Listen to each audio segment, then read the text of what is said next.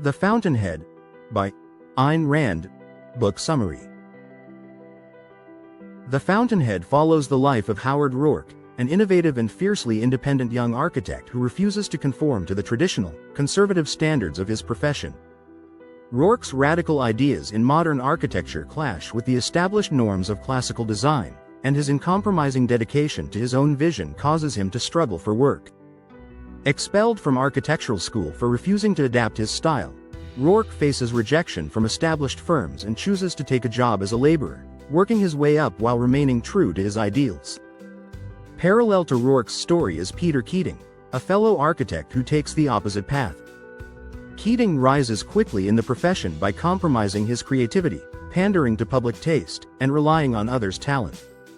While Keating achieves material success and social recognition, his lack of originality and dependence on others leave him increasingly hollow.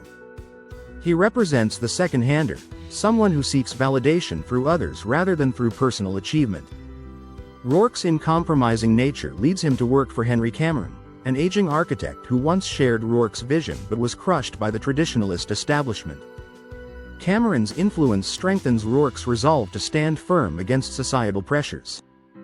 After Cameron's retirement, Roark opens his own firm, but he struggles to find clients willing to accept his radical designs. Nevertheless, Roark refuses to alter his principles, even when faced with financial hardship. Dominique Franken, a brilliant and cynical columnist, enters Roark's life. Initially, she admires Roark's genius but is convinced that society will destroy him. In her despair, she tries to thwart his career to protect him from the world's inevitable cruelty. Despite her efforts, she cannot help but fall in love with Roark, and their relationship becomes one of mutual understanding and admiration, though it is fraught with conflict and self-sabotage. At the same time, Ellsworth Toohey, a powerful architectural critic and advocate of collectivist ideals, seeks to destroy Roark. Toohey promotes mediocrity and conformity, believing that the individual must be subordinated to the collective.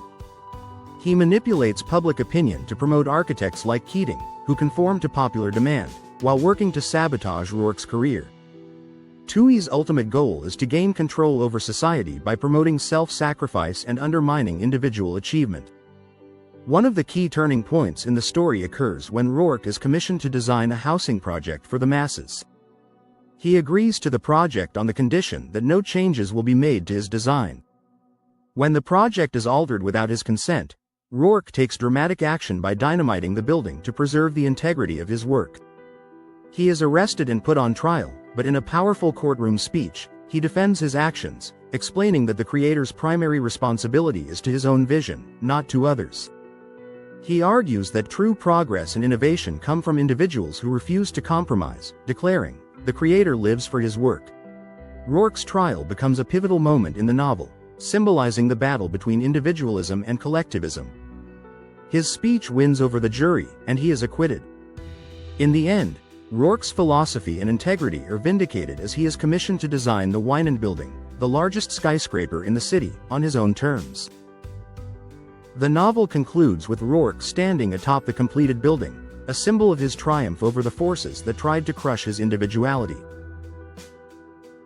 Throughout The Fountainhead, Ayn Rand presents Roark as the embodiment of her philosophy of objectivism, which emphasizes the importance of rational self-interest, creativity, and individualism over conformity and self-sacrifice. The novel asserts that the pursuit of personal excellence is the highest moral good and that true happiness comes from staying true to oneself, regardless of societal pressures. Ultimately, The Fountainhead is a celebration of human creativity, individualism, and the relentless pursuit of one's personal vision, even in the face of overwhelming opposition. Roark's triumph serves as a testament to Rand's belief in the power of the individual and the moral imperative to live according to one's own values. Rand's philosophy places reason and logic above emotion, arguing that rational self-interest is the key to true fulfillment. The Fountainhead asserts that genuine progress and innovation come from individuals who think independently and challenge established norms, rather than from those who seek to serve the needs of the masses. Finally, the novel suggests that personal happiness is achieved not through social validation or sacrifice, but through the creation and achievement of one's personal goals.